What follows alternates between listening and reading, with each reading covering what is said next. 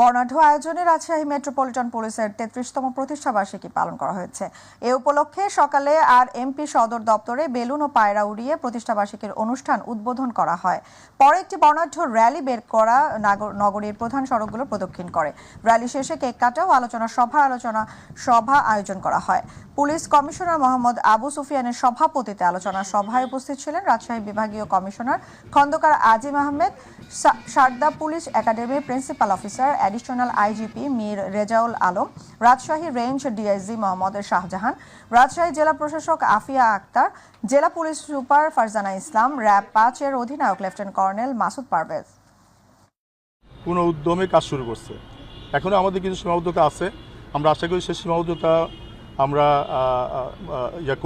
Overcome করে আমরা আমাদের আগামী দিনের কাজ, যে আমাদের চ্যালেঞ্জ আছে, আগামীতে নির্বাচন আছে, আমরা এবং জনসাধারণের যে আস্থা, আমি মনে করি রাজশাহীতে মোটামুটি আস্থা ফিরে আসছে।